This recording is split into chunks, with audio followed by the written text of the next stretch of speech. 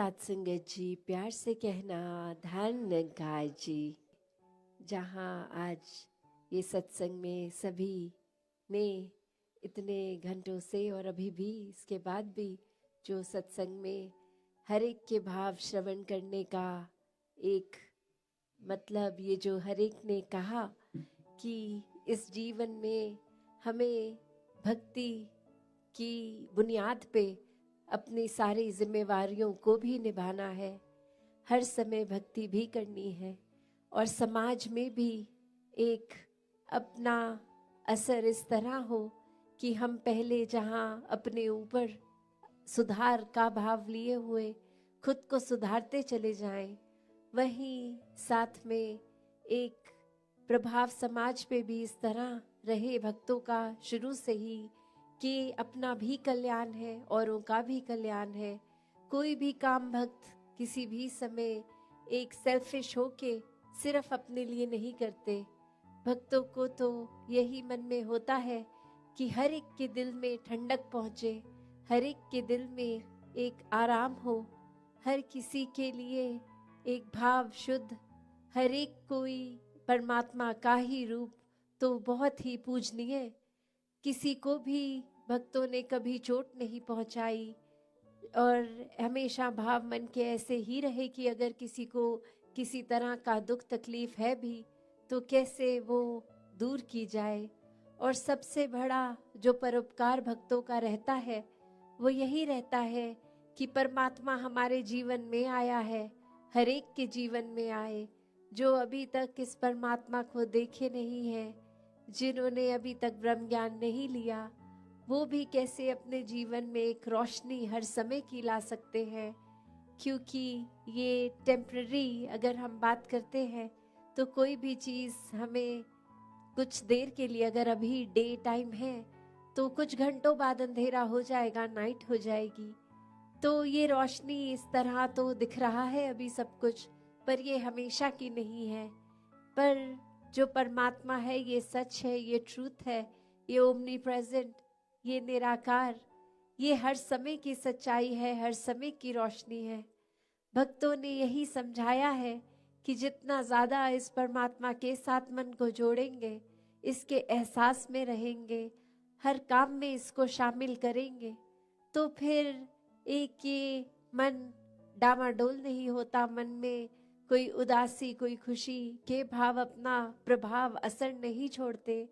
क्योंकि प्राथमिकता इस मन ने परमात्मा को बना लिया है और फिर ये प्रायोरिटी बेस जब इस परमात्मा को ही हर समय दिमाग में दिल में रखते हैं तो बाकी चीज़ों का असर उस तरह नहीं होता कि कोई अगर बिजनेस में नुकसान है तो एक डिप्रेशन की ओर मन जा रहा है, या फिर कुछ इतनी उपलब्धि मिल गई, अचीवमेंट मिल गई कि इतनी खुशी कि औरों के बारे में फिर सोचना ही छोड़ दिया, खुद में इतनी ईगो ले आए, एक अपने आप को बहुत ही इम्पोर्टेंट बना दिया। तो बात वही कि कैसे हर एक में जहाँ हर किसी ने इस परमात्मा को देखना है, हर एक के अंदर वो कैपेसिटी है, वो पोटेंशियल है कि कैसे इस परमात्मा के सारे गुण, हम चाहे एक मनुष्य के शरीर में है पर परमात्मा जैसे दैवीय गुणों से हम युक्त हो सकते हैं, ह्यूमन वैल्यूज से युक्त हो सकते हैं। ये मन में कंपैशन, काइंडनेस, दया, क्षमाशील होना, एक मन में प्यार का भाव, प्रेम का भाव, ये लव, ये सरेंडर, ये ब्रॉड माइंडेड होना, हर एक को एक्सेप्ट करना, हर किसी के लिए वही भाव हो कि ये इंसान से बहुत कुछ हमें सीखने को मिल सकता है। दिल कारण ना ढूंढे कि कैसे किसी से भी नफरत की जाए, हर किसी से फिर वही बात जो अभी सत्संग में भी हम सुन रहे थे कि ये एकत्व जब इस्टेब्लिश हो जाता है, ये वननेस स्थापित हो जाता है, तो वो वननेस कोई उस बात की बात नहीं है कि हर कोई एक जैसा दिखे। एक फिजिकली तो हर किसी के शक्ल, आकार, फीचर्स एक बहुत ही अलग हैं। कोई किसी रीजन के होते हैं तो एक ज्योग्राफिकली रहने की वजह से उस तरह एक कल्चर और अपीयरेंस से खाना पीना वैसा हो जाता है, और दूसरे कहीं देश में किसी और राज्य में अपने देश में भी हो तो वो एक अपीयरेंस वाइज तो अलग हो सकते हैं, बट जो अभी कॉमन थ्रेड की भी बात हो रही थी कि ये परमात्मा ही है जो जहाँ पूरे ब्रह्मांड में है, एक वो कनेक्शन हमारी इस परमात्मा से जब है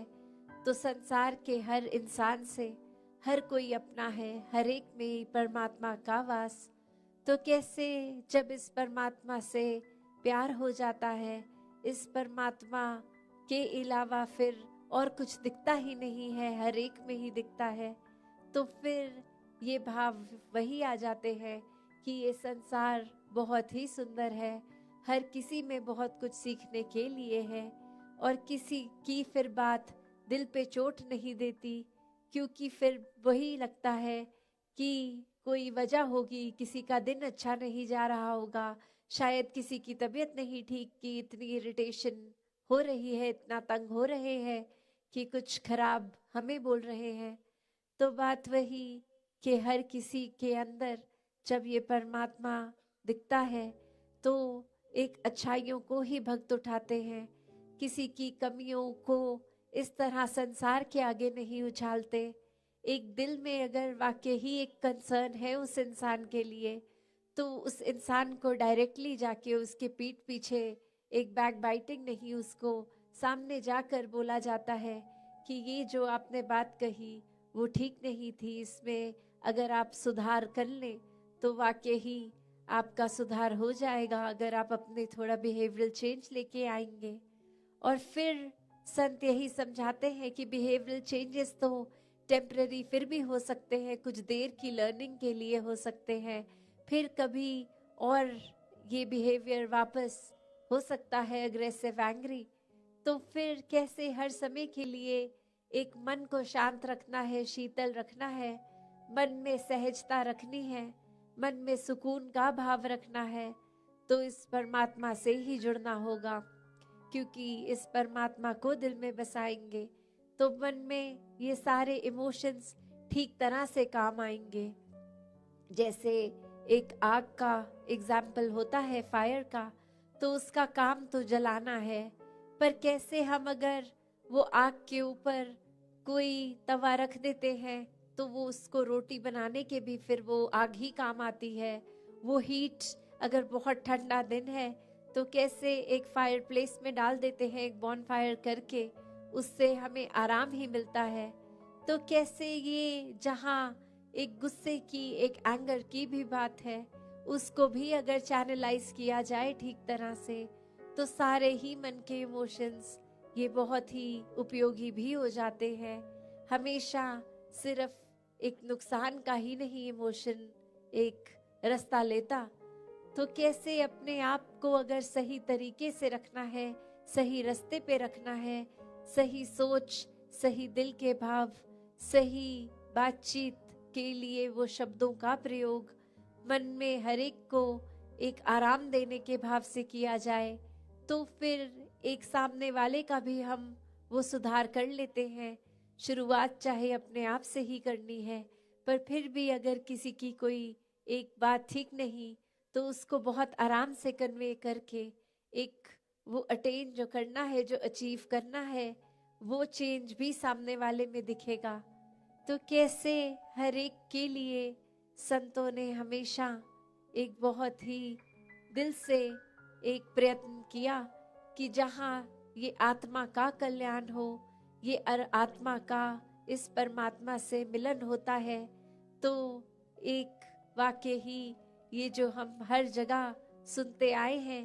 कि ये इतनी योनियों के बाद मनुष्य योनि भी मिली और अब इस मनुष्य योनि में ही जीते जी इस परमात्मा की प्राप्ति है। और अगर कोई उस आइडियोलॉजी से सहमत नहीं भी है, सिर्फ इसी जीवन को अपनी फर्स्ट लाइफ की तरह भी देखे, तो भी कितना कुछ है जो जीवन का समय, कितना टाइम है जो हमें मिला है, इतने साल मिले हैं, उसको हमने कैसे जीना है, उसको हमने किस तरह पॉजिटिवली, कंस्ट्रक्टिवली हर समय को जीना है।